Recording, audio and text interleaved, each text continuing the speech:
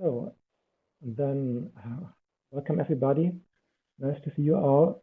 So today is our 10th webinar in the GlobeDrought Webinar series, and it's going to be about food security, as you can see. And I'm glad to welcome our two speakers, Daniel Rupp from Welthungerhilfe and Constance Pepukai from FAO Zimbabwe. And before we start, I would just like to remind you that you can ask questions, and there's going to be a Q&A session after the presentations. So either you can write a question in the chat during the presentation and afterwards, or when I open the Q&A session, you can click the button in the toolbar to raise your hand, and then we will see it and we can let you speak in your microphone.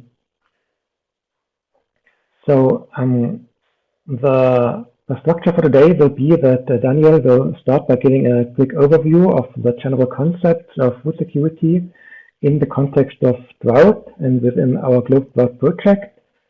And then Constance will take over and talk about her work and the situation in Zimbabwe regarding food security and drought. So without any further ado, I would like to give the word to Daniel. Please. Okay. Thank you, Yannick. Great. So maybe we'll just wait the presentation to load. But I would say, like here, I will try to go like really quick. Like it's also like with the 1 hour webinar. We'll not have the time to go into details for our topic, but I would just remind about the basic definition and concept when we talk about food and nutrition security. And so then I will give like more time also for Constance, because this is where we'll have the most interesting information also, and getting perspectives from Zimbabwe. So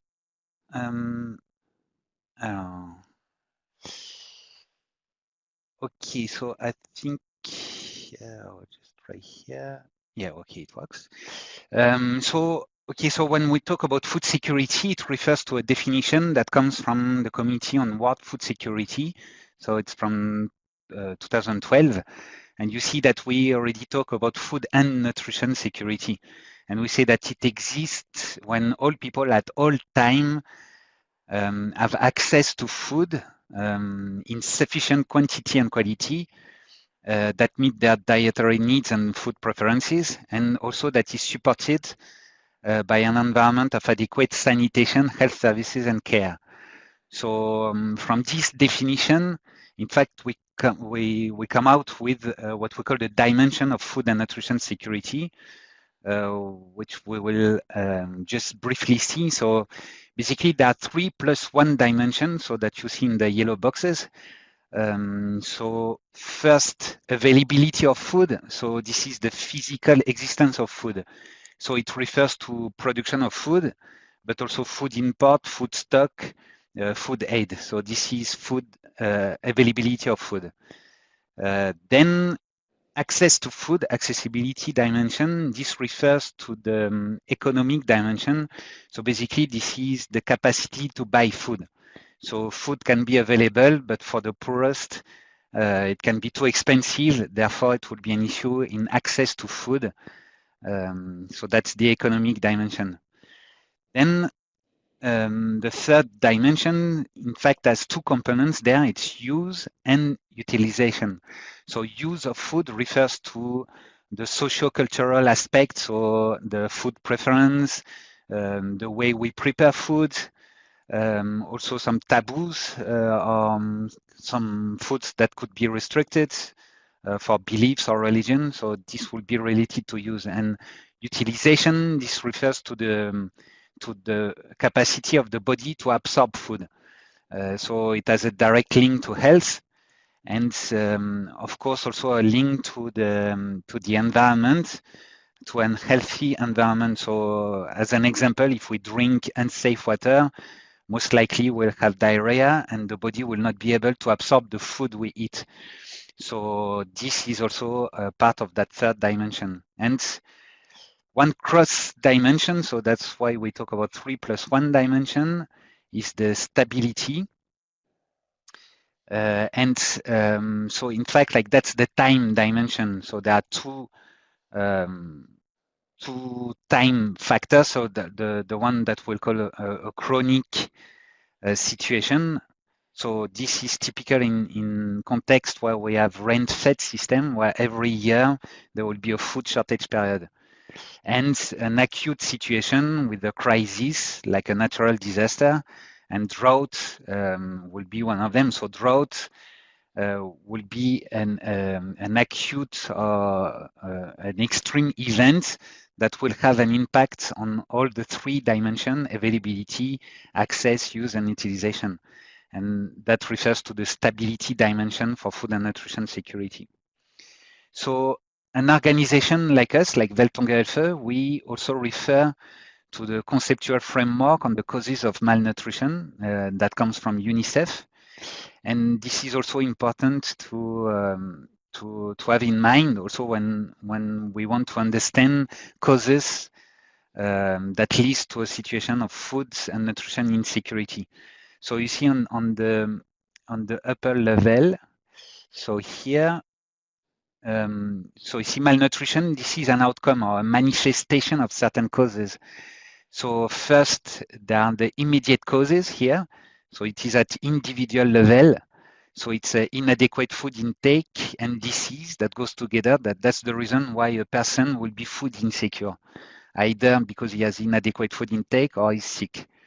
And this is caused by underlying causes, and this will refer to household level. And you see like the different boxes, but here we talk about food security at household level, but also the health services, the access to water, hygiene, and sanitation, and also very important care practices, especially for mother and children. And these underlying causes are also like connected to basic causes, and this will be at national and global level. So first, of course, is potential resources are basic causes. And so the political and economic context, the different policies, and of course, it is impacted by consequences of climate change or other factors like fragility and conflict. So when we talk about drought, here, drought will occur first as a basic cause. It will have an impact on the potential resource on water. And after, you see that there are several layers that explain also the situation where we reach a state of malnutrition. So drought is at the basic cause for food and malnutrition insecurity.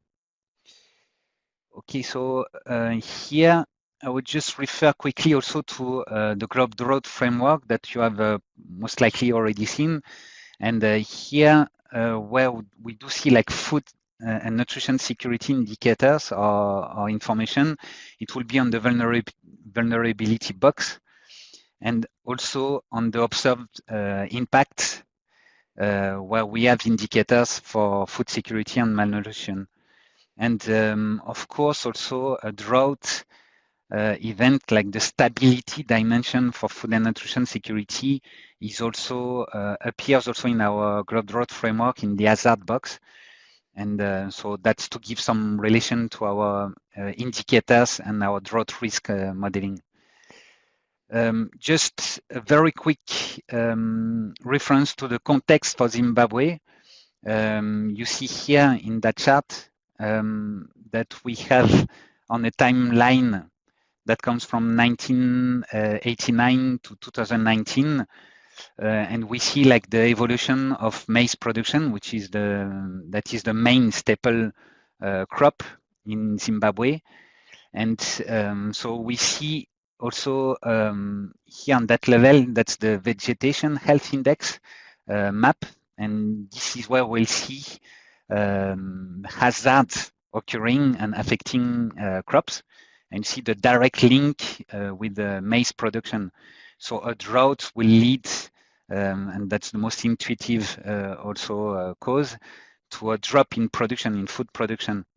And you see, like in 1991, 1992, there was a severe drought. So that's what you see here. That led to a drop in food production. The same in 1994 and 1995. This is where we had also a severe drought that led to a drop in production too. And then in 2002, 2003, this is also something that we observe. And most recently, in 2015, 2016, this was El Nino, and we see also a drop in production. But it's also like here, I wanted to highlight the fact that drought is not the only reason that will lead to food and nutrition insecurity. There are also other factors. And here, when we look at the economic context, you see that there were several periods also in this time frame. And we have an event here in 2008 where we have seen also a drop in production that was at the same level as a serious drought, but it was not seen in the as a hazard. But it was a time of hyperinflation, and where we had the GDP that was at the lowest in that time frame. So just to highlight that drought is not the only factor for food and nutrition insecurity, and it's more complex, and it covers also like several sectors that we have to consider also to understand the situation, and that they are playing a role. So just very quickly, like strategies to fight food and nutrition insecurity. As you see, like all sectors are involved at policy level. So a response should be integrated, and instruments for the prevention and management of food crises. The main ones, as examples, it's food diversification, early warning systems in place. So that's a direct relation to our GlobeDrought project. Drought information system should inform early warning systems. Food security reserves and funds, and crisis management plans. So these are main instruments for prevention and management of food crises. So now I will hand over to Constance Pepukai from FAO Zimbabwe, where also like the intention is to have the perspective from a stakeholder in Zimbabwe, and also showing also Zimbabwe is one of the most affected country by drought, and it's also like important and interesting to know what an organization like FAO is doing in the context of Zimbabwe. So thank you very much, and now I will hand over to Constance. Thank you.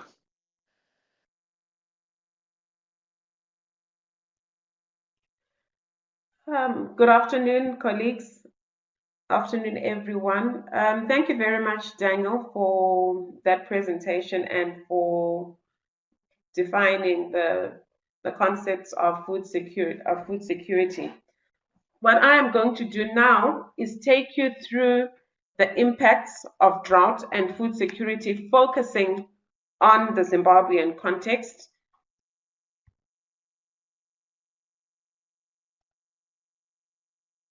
Like you've already highlighted, Daniel, Zimbabwe is indeed one of the countries that is greatly affected by drought. What we have observed over the years is that there has been an increase in the frequency of drought. We have seen increased episodes of late onset of rainfall, as well as a shortened period of the growing season. Just to highlight that most of the agriculture systems in Zimbabwe are rain-fed, and as a result, they are increasingly vulnerable to drought. Being an agriculture-based economy, smallholder farmers in rural areas are most at risk. And then finally, I would just like to highlight that the impacts of drought in Zimbabwe are severe.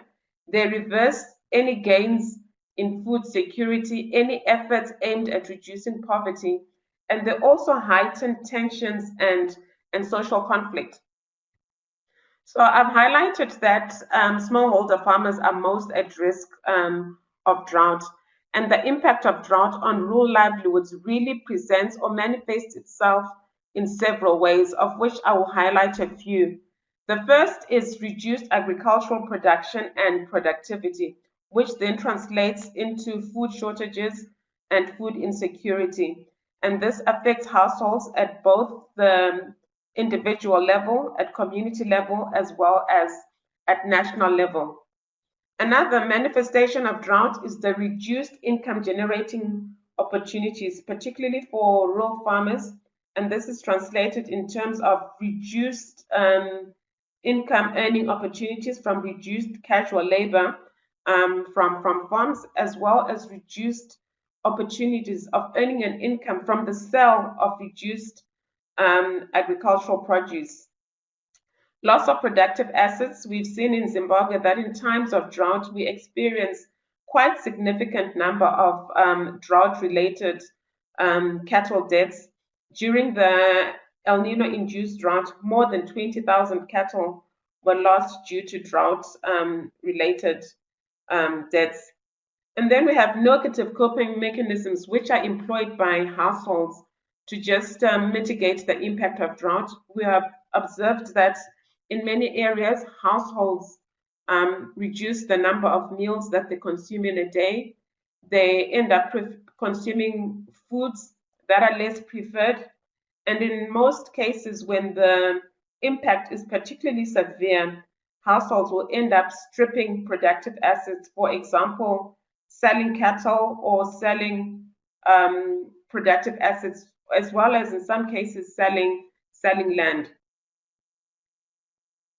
The country has in place several laws, policies, and strategies to address the issue of drought. I'm just going to name a few which are key.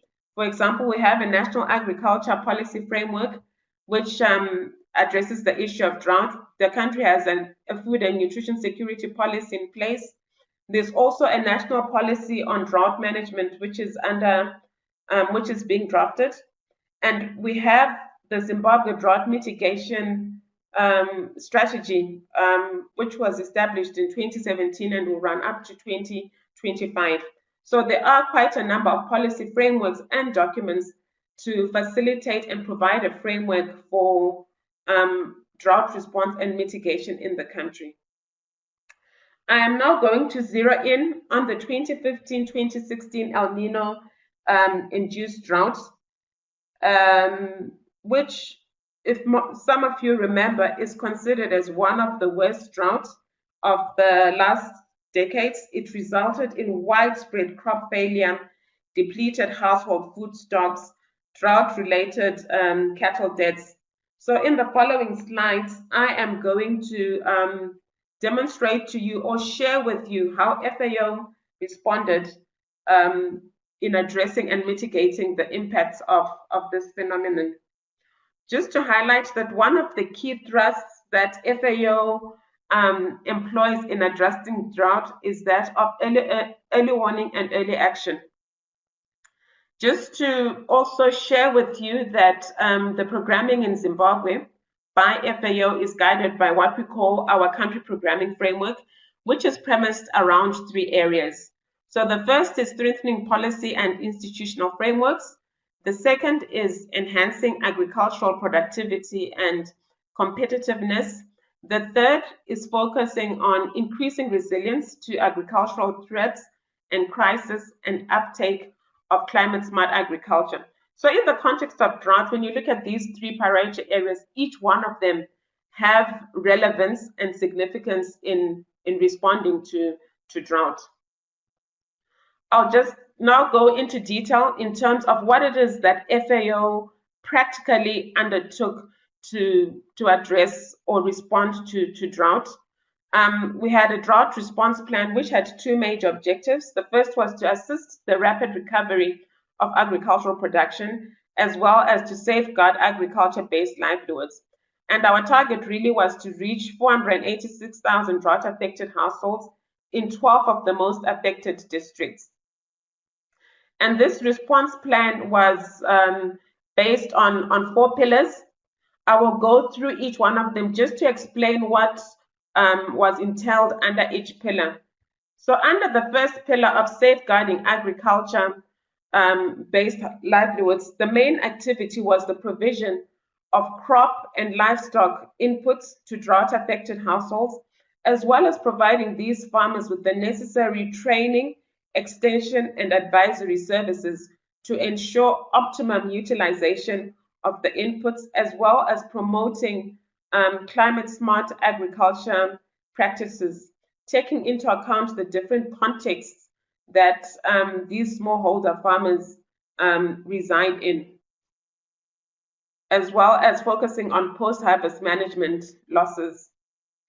The second pillar is on managing crop pests and livestock diseases. And this really entails setting up surveillance and control systems to manage pests and diseases so that we avoid or minimize any additional losses. Already, drought results in reduced production and productivities, as I have indicated earlier. The third pillar is on accessing or enhancing access to water for agricultural production. And this is the provision of water for both crop and livestock production. What we also observed is that in most cases, when we make water available for agricultural production, human consumption also benefits. So in most cases, if water is not available for human consumption, it won't be available for agricultural and crop production as well. And then finally, the fourth pillar focused on providing early warning information systems and enhancing coordination for an effective response to the humanitarian response. So now I'm just going to give practical examples of a few of the activities that were undertaken under each pillar. So under the first pillar of safeguarding agriculture-based livelihoods, I indicated that we provided crop and livestock inputs to smallholder farmers. The strategy that FAO undertook was to provide subsidized inputs as opposed to free inputs as a strategy of weaning farmers from free handouts or from free inputs. And as also as a way of fostering greater ownership and investment in the inputs.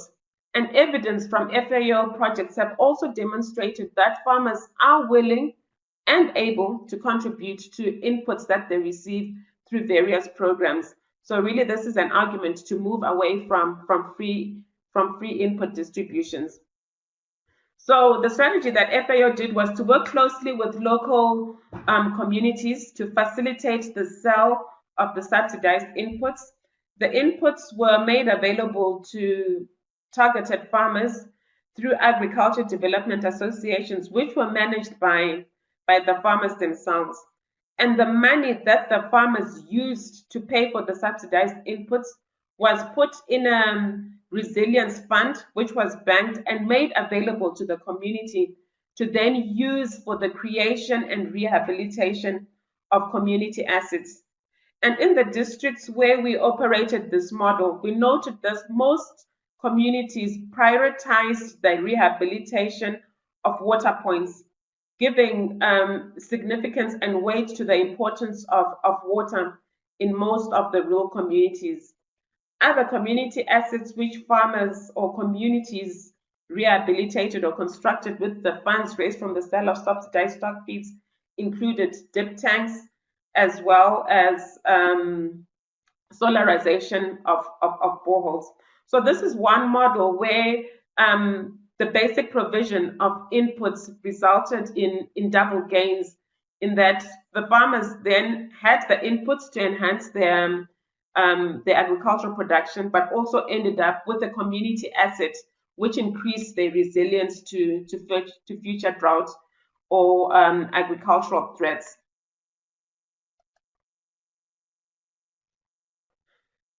I indicated that one of the pillars was enhanced access to water for agricultural production. The main activities that FAO undertook to ensure enhanced access to water for agricultural production was to embark on a large-scale smallholder irrigation rehabilitation program where we targeted more than 30 smallholder irrigation schemes across the country.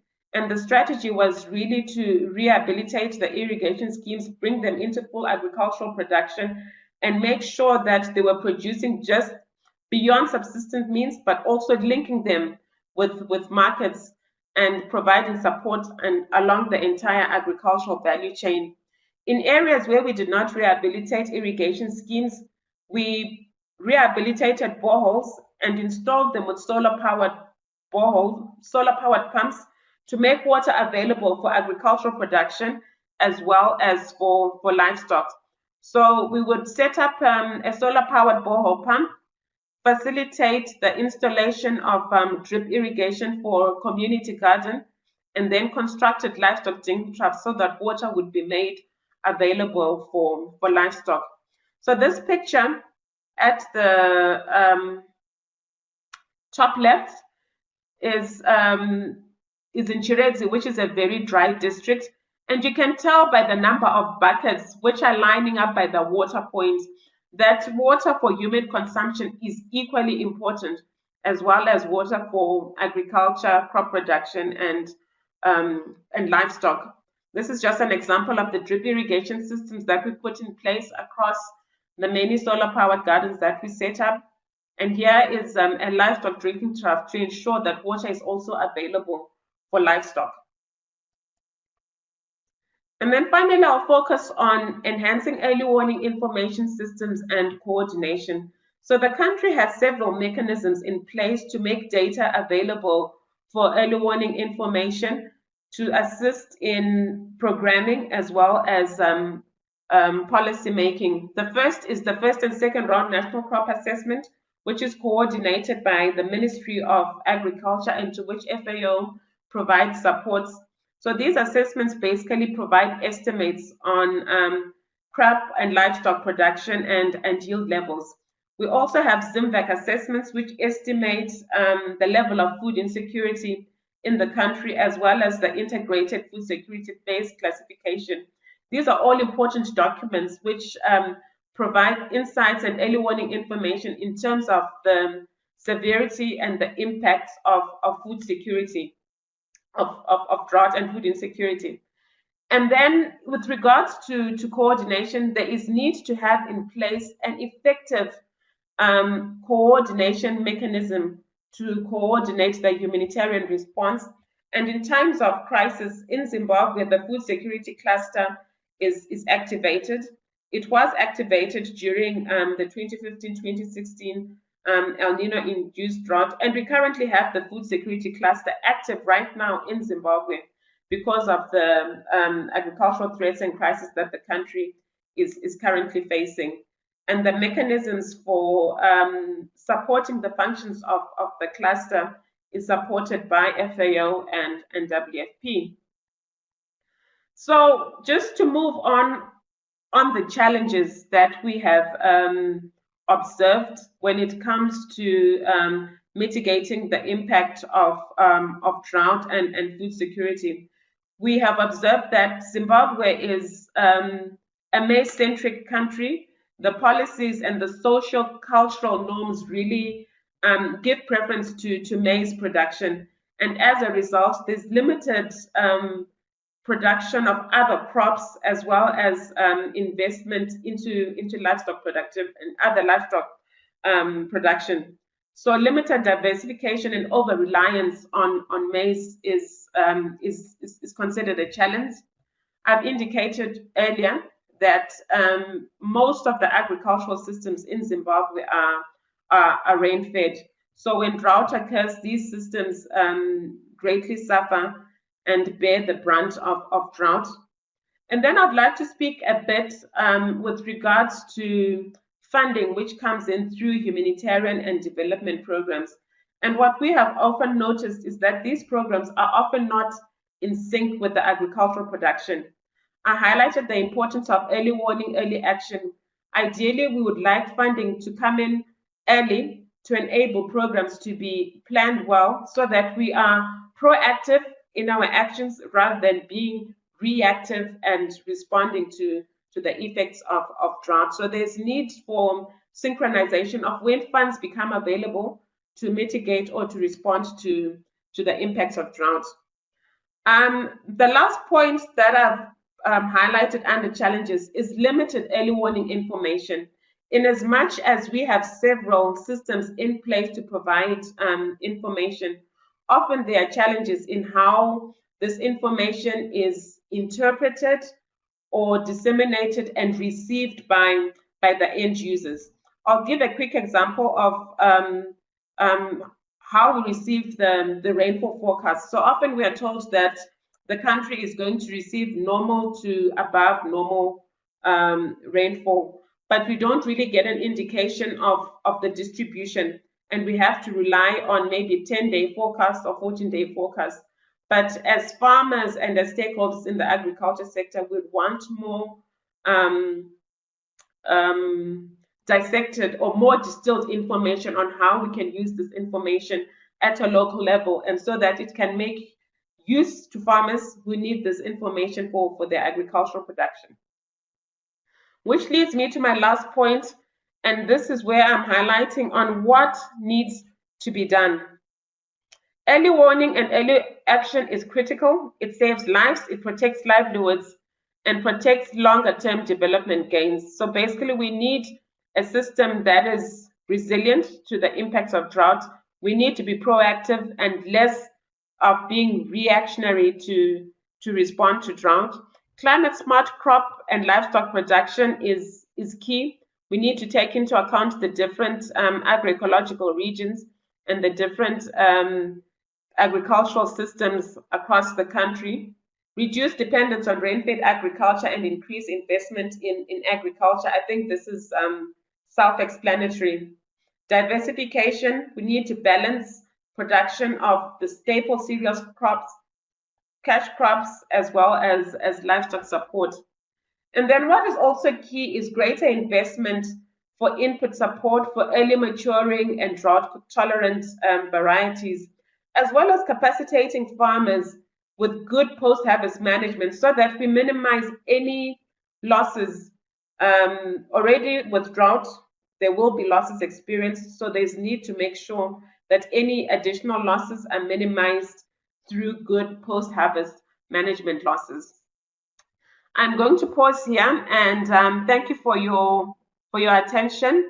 And I think the next phase of the webinar is the question and answer session. So I hand over back to you, Yannick. Thank you. Right. Thank you, both Constance and Danielle, for these really interesting presentations. And so now we're going to do some Q&A.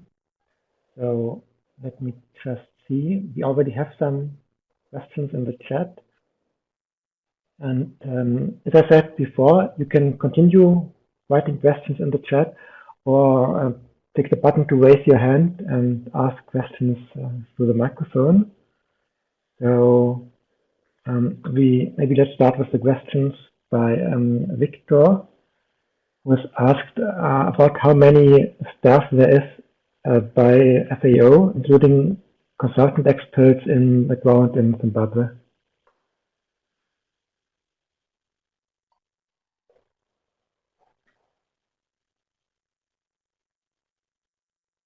Yannick, just to understand how we're going to take the Q&A, do I take each question as it comes? What approach should we take? As far as I can see, most of the questions are for you, Constance, regarding your presentation. So if you could just, I will display them here on the slide, and you can just take them. Okay, so the first question that I'm seeing on the slide is how many staff, including consultant experts, does FAO have on the ground in Zimbabwe? So in Zimbabwe, we have a multidisciplinary team. We are lucky in that the FAO Zimbabwe country office also hosts the sub-regional office for FAO for Southern Africa. So we enjoy the benefits of having expertise from the FAO regional office in country to assist us with our programming. In terms of the number of staff, I would say we are a large office of about 80 people, 80 staff on the ground, although now with COVID pandemic, we've all been working from home and we really haven't been able to go onto the ground. But we are relying on our implementing partners as well as the partnerships that we have with the government. So we are a quite a large team, 80 plus, and we also enjoy the benefits of expertise from the FAO sub-regional office. The second point is renew old irrigation schemes pivots. What about salinity? Have other approaches, modern alternatives being considered? So what we have observed with irrigation schemes is that rehabilitation of the infrastructure is only one component. What we have found to be the game changer is focusing on the soft skills, educating or walking the farmers through the aspects of scheme governance, the aspects of management, the aspects of managing and maintaining that irrigation scheme as a business. We have found out that it is important to create input and output market linkages on the irrigation schemes, and this provides a more sustainable approach to the irrigation schemes. As FAO, we've actually adopted a model where we have farm managers on the irrigation schemes to ensure that these schemes are operating profitably. With regards to the issue of salinity conservation and environmental safeguards, these are all an important component and is well integrated into our irrigation programs.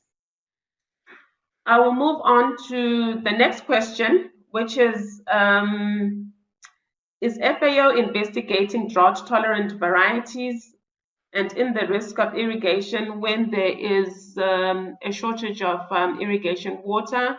Any ideas for the future about this? Are you investing the barriers for adoption for these measures? Okay, so yes, I indicated in my presentation that investment in drought-tolerant varieties is extremely important. As FAO, we are promoting the use of drought-tolerant crops. I will give a specific example with regards to small grains, for example, sorghum. Zimbabwe's main staple crop is maize, and it's also because the population has really adapted to the taste of maize. So it's a lot of people like the taste of it. Sorghum is consumed by a smaller population, but the adoption of these small grains is really affected by quite a number of factors.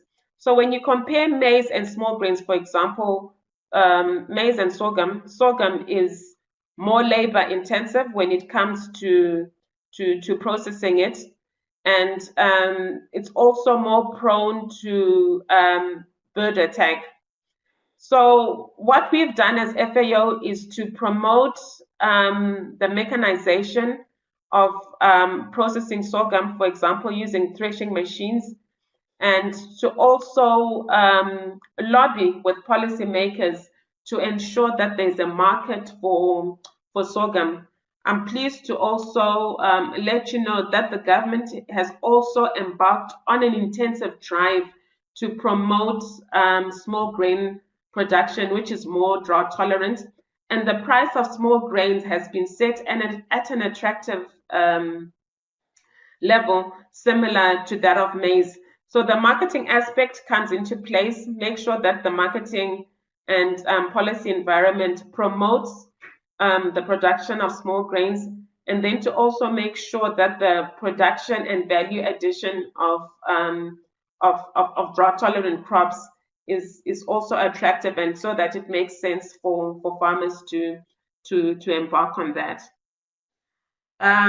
Old problem. What is it that keeps farmers to do monocropping maize? Do they know better?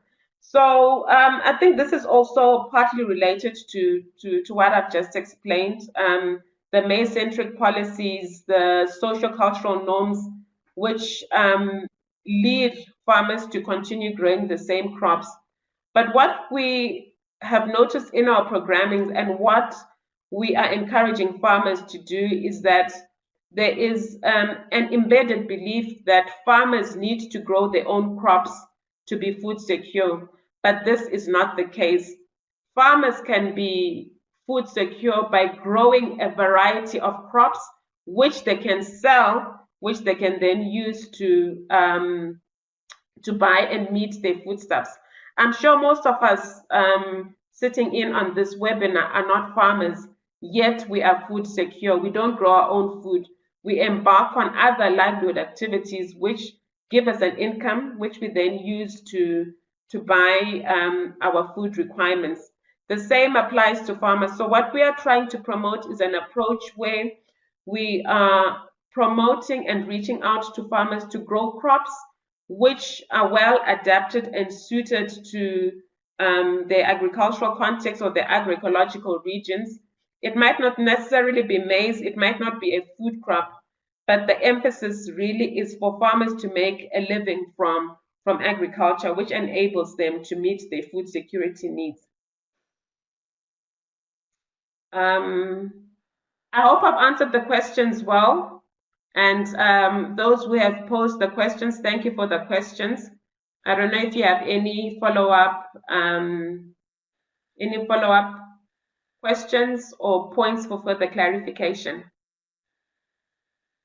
Yes, thank you, Constance, for giving these in-depth answers to the questions. And yeah, if there are any follow-up questions or other comments or feedback you would like to give, please write in the chat. We still have 10 to 15 minutes.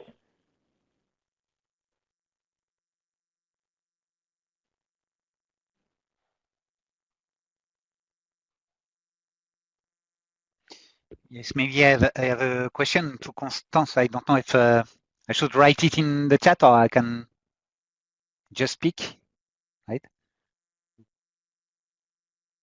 Okay, so in fact, like here, there is the engagement from all countries, like to reach the Sustainable Development Goals by 2030.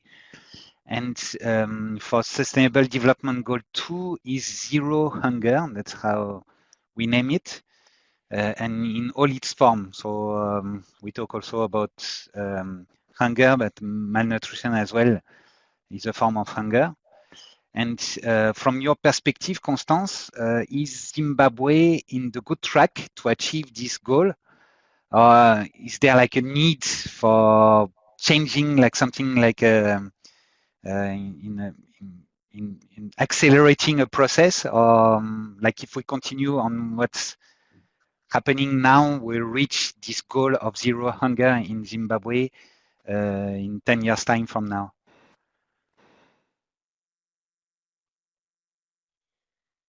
Thank you, Daniel, for that question. It's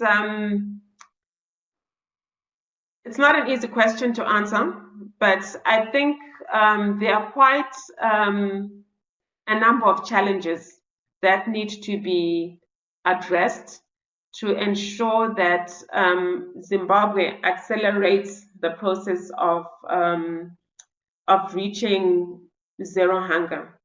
So there are quite a number of challenges which affect the agriculture sector. The first one is the provision of extension services. One of the questions which was raised earlier spoke to whether farmers know better than to just engage in monocropping. So this speaks to the dissemination of training, extension, and advisory services, as well as dissemination of new higher yielding technologies. So in Zimbabwe, there's scope for great improvement to ensure that our research and extension is improved so that we get better yields. We also have challenges associated with weak market information or weak market marketing infrastructure and weak market linkages. The availability of information to participate in market activities is limited, and there's need for greater improvement and linkages for farmers' access to input as well as output markets. There's also the challenges of access to credit to facilitate greater investment in agricultural production.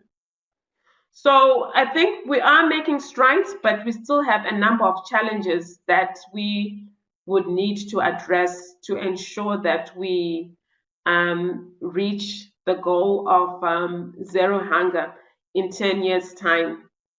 So when the SDGs were launched, it seemed as if 30 years was a long time ago, but now we're only left with 10, and we realize that we are fast running out of time, and there's quite a lot that we need to do to achieve the SDGs. All right. Thanks. And if I may, I will have a second question, Constance. It's in fact like Zimbabwe. It's one of the most affected country when we speak about drought, and from your presentation also, like we saw that there are already a number of policies that are formulated and in place. And the question here is that is there also, like from in the region, some exchange with neighboring countries or other countries that are facing kind of similar challenges as is in Zimbabwe? And are you using also like your expertise for sharing with others in terms of drought mitigation and addressing impacts of drought and formulating policies? So in other words, like is there a regional exchange, like also using the expertise and experience from Zimbabwe? Certainly, Daniel, the sharing and exchange of information is particularly important, and this is an area that FAO as an organization takes seriously. When I was presenting, or I think when I was responding to one of the questions, I did highlight that the FAO Zimbabwe country office also hosts the sub-regional office for Southern Africa. So by virtue of being at the center of the sub-regional office for Southern Africa, we have expertise that provides the expertise to all the 16 SADC countries.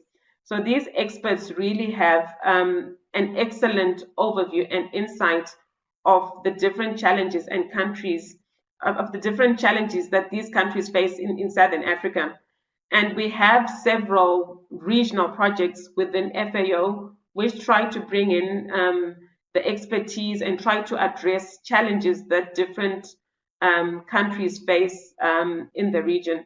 Southern Africa generally is susceptible to drought, and the sharing of information across countries in terms of what works better is critical in the design of our projects, and it's an approach that FAO is going to continue taking seriously.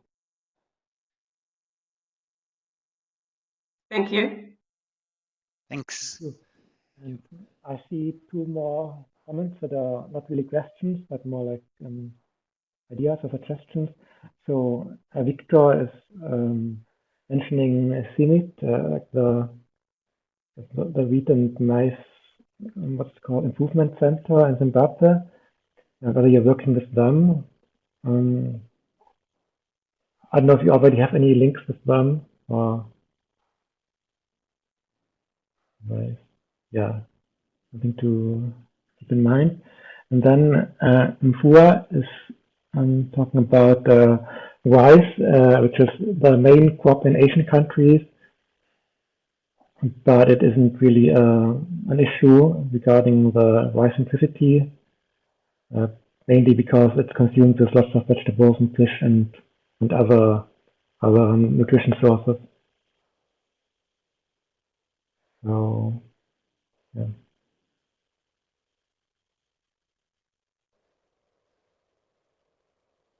Yeah, maybe I will just a small word on this comment. Like I would say also, like every context is different.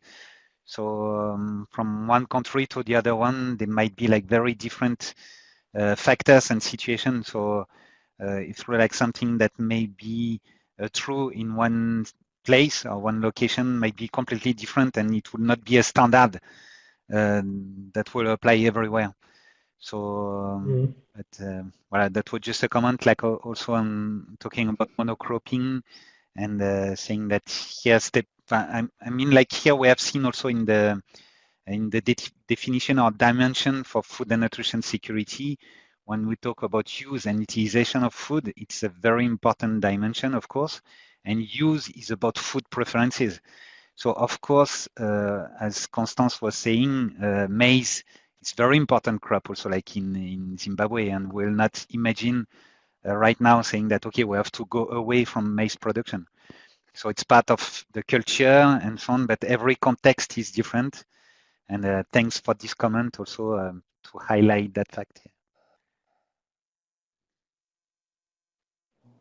So we are almost at the end of our time. If you have any last questions, you can write them now. Otherwise, I would like to again thank our two presenters for your time and your effort. This is much appreciated. And yeah, I think as you know, there's also the online lecture by Welthungerhilfe, which you can find on the learning management system. It's just a short, I think, 13 minutes video about going a bit more into depth about the same topic. And then we also have online forum there. So if you have any more questions that you didn't get to ask today and would like answers, you can go to your learning platform as well, and under the same learning block where you found the webinar today, you will find a discussion forum where you can ask your questions or give general feedback. So yeah, with that, thank you again to everybody for joining, and yeah, have a good day. Thanks. Yeah, and many thanks, Constance, for the very interesting perspective from your expertise and experience. Thank you for having me. Thanks. It was a pleasure being here. Thank you. Yeah, thanks, Yannick. Ciao. Bye to all. Bye.